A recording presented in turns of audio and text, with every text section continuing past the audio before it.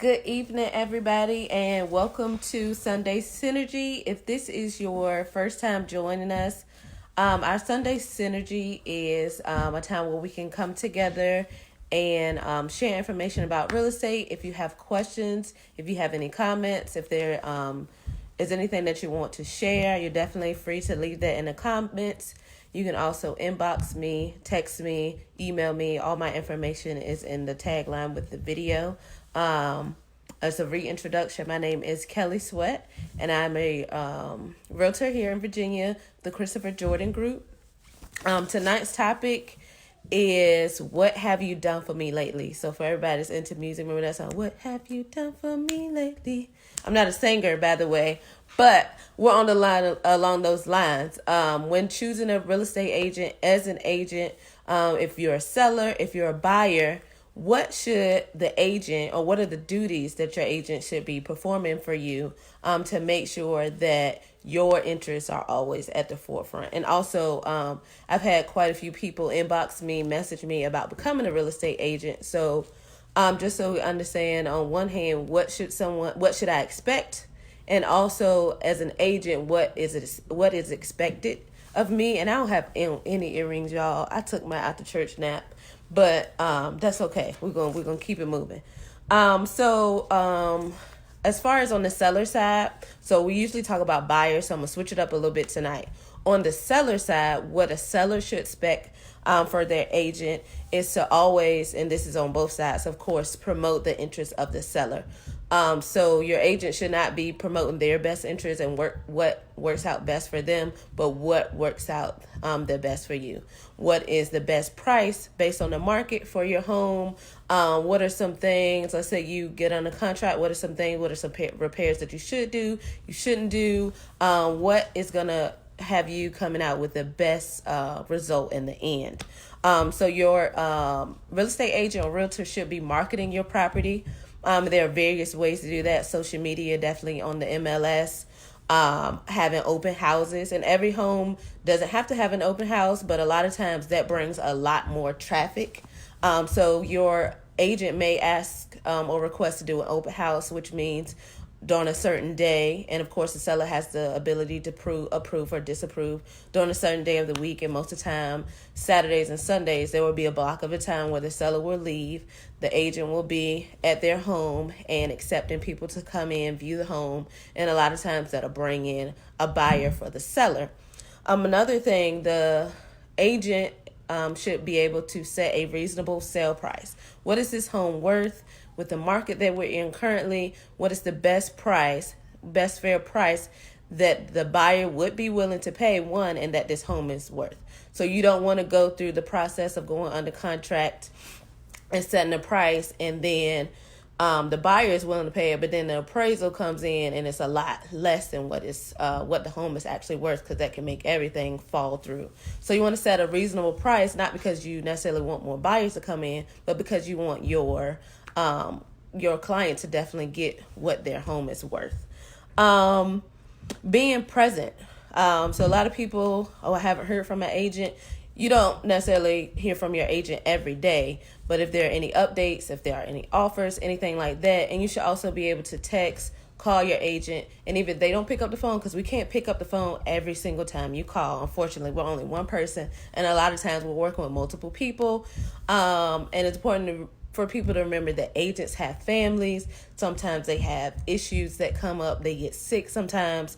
So on the one side, the agent should communicate to their client, I'm not available right now, and also get back to them in a reasonable time. And on the other side, the client should understand that your agent may not pick up the phone at 6 o'clock in the morning, because I've had people call me 7 o'clock in the morning like it's an emergency. And for some people it is, but understand that we're human too. We have families too. So we may not be able to pick up the phone at 7 a.m., but we will get back to you at the earliest, most reasonable time. Your agent as a seller should present offers and counter offers to you in a reasonable time. So if I get an offer, I'm not going to hold it for 7 days and then say, oh yeah, by the way. No, we are required to get that back to you in a reasonable time. And also your agent can suggest, maybe you should counter offer at this amount, or But they can't tell you what to do. At the end of the day, it is the client's decision to accept or decline or to counter an offer. But remember, your agent is a professional, or your agent should be a professional and should be trained and educated so that they can give you the best advice possible. Also, maintain confidentiality. So your agent will not and should not be telling someone, oh, they're selling their home because they just got divorced and they don't have any money and they really need the money. Because not only is that bad ethically, but also imagine telling someone that's willing to buy the home, oh, they really need to sell.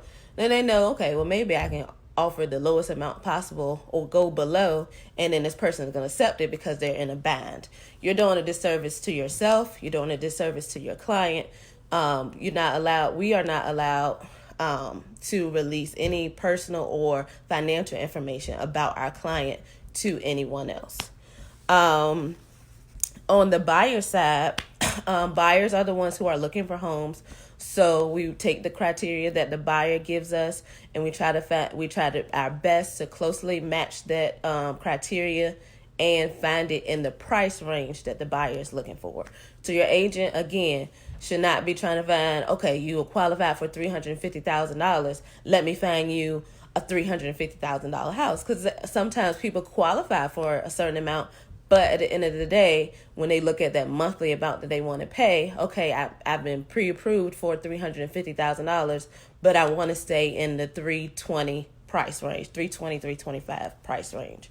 So your agent should always have that in mind, excuse me, and keep your best interest in mind where, okay, you're looking for 4 bedrooms, you're looking for this. And sometimes the market doesn't allow us to find every single thing on your checklist, but we will get as close as possible to that, and always keep in mind of what you want and what you absolutely need.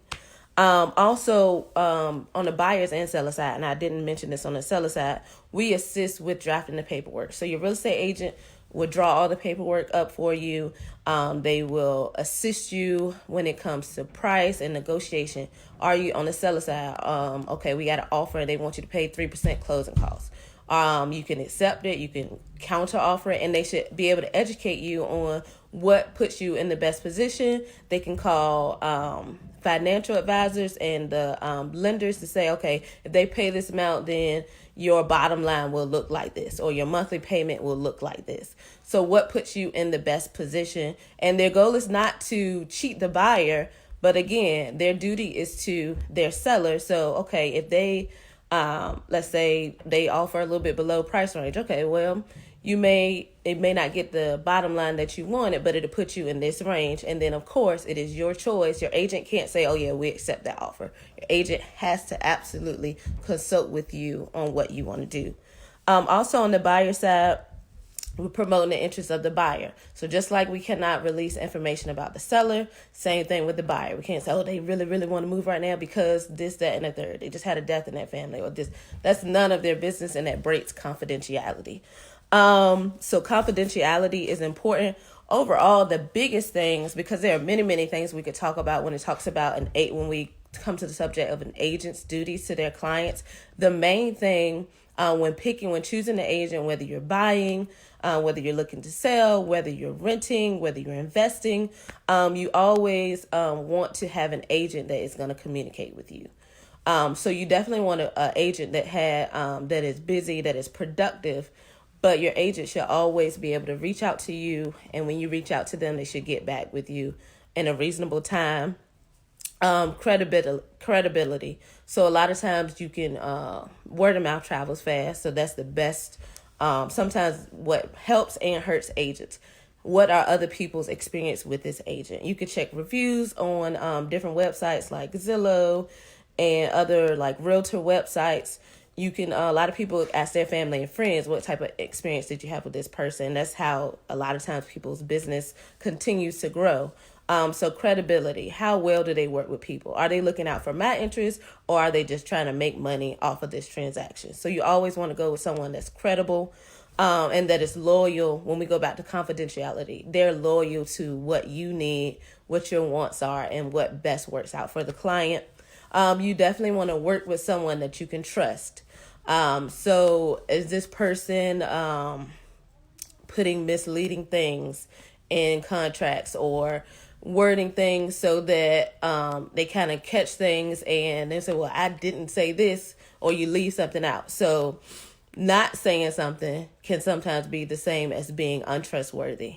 So definitely you want someone who is honest, tells you things up front. One thing we can't have is a material fact. So if something is wrong and someone try to cover it up with, like, let's say paint, or try to patch something up real quick, you definitely don't want an agent like that. So in the short term, it may work out because you can get a deal done and keep moving. Long term, when people start having issues because of something the agent did, because the agent mishandled something, that can cause many issues down the road, whether it's legal, whether it's some kind of physical thing that happens, but everything has a repercussion. So even though you might get a quick deal when something flips over quick, in the long run, you don't want it to come back and bite you. You want someone who is reliable. So this week you don't want your agent to say, oh yeah, I can do this. And then next week they tell you, oh, I have no clue. I've never done that before. So a lot of times people try to do things just to get the money. But if your agent has to refer you to someone else, don't necessarily take it personally. Some people have experience in different areas. So you definitely want to trust that you have someone who's educated enough to even say, I don't know, or I can get that information for you. So we're definitely educated, but no one knows everything. And then you want the one that provides the best client services. It's not really about feeling, but you definitely want to have a good experience with your realtor. So when you talk to them, are they condescending, or do they talk to me in a way that they're helping me to understand? Because everybody has knowledge in different areas. So you want the agent that is knowledgeable, but is also there to say, okay, let me inform you about this without making you feel like you're this big. Right? So that's important because we have the same experience. There are a lot of things that I don't know on the financial side. So I refer to a mortgage lender or someone on that side where, okay, I'm not well versed in VA loans. So what should I do? I call someone, I ask them, and I let my client up front know, you know what, I'm not sure, but I can get that information for you. So that's part of just providing a good customer service experience and making your client feel like they can count on you and they have your best interests at home. Because one thing that real estate agents have to understand is that we may do these things every day, but people don't buy homes every day. No one goes out and just say, I'm going to buy a home today, then tomorrow I'm going to buy another home. So this is a big step for a lot of people, especially first-time home buyers. So you want someone who's willing to not necessarily hold your hand, but make sure that through the process, you're well educated on what you're getting and that you understand what's happening and you're not left in the dark. So there will be times where your agent may call you every single day because they need this information. They're trying to figure this out. And then after you go on the contract, or you're waiting on the bank and underwriting and things like that, you may not hear from them for a couple of days because on our side, we have to wait when it comes to financing and things like that. We have to wait for certain things to go through before we can give you any answers. So if your agent ever tells you, well, I don't know, or I have to wait, they're telling you the truth because there are a lot of things that are outside of our control where we have to wait on an answer from a financial institution or a mortgage lender or the title company. So just keep that in mind because this, even though this is a big purchase, sometimes it takes time. So the biggest thing, just to sum up everything, your agent should definitely disclose anything, material that needs to be known. They should be able to communicate with you. Again, we may not be able to pick up the phone every single second of every day, but we will get back to you as quickly as possible. Definitely remember that your agent is a human. So we have family, we have friends, we get sick, we have family emergencies, but you are still important to your agent. And definitely no question is stupid. So if you feel like I want to ask my agent this, but it sounds crazy, ask anyway, because again, even if you're not a realtor, even if you do know a lot about real estate, it's no stupid question because you need to make informed decisions, and your realtor should also always make sure that you're in the loop and you know what's happening, and that you are, even if you're still nervous, you are confident enough to make wise decisions when making your home purchase. So I just want to say thanks to everybody for joining. If you have any questions after, you can definitely type them in underneath the live. You can inbox me. My phone number is up here. You can text, you can call. You can text me anytime. Now, I do sleep. So I will get back to you as soon as possible. But even if you do not go with me or anyone from Christopher Jordan Group, just make sure that you pick an agent that is well versed and that is educated and will put you in the best position possible. All right, y'all, have a good night and happy Black History Month.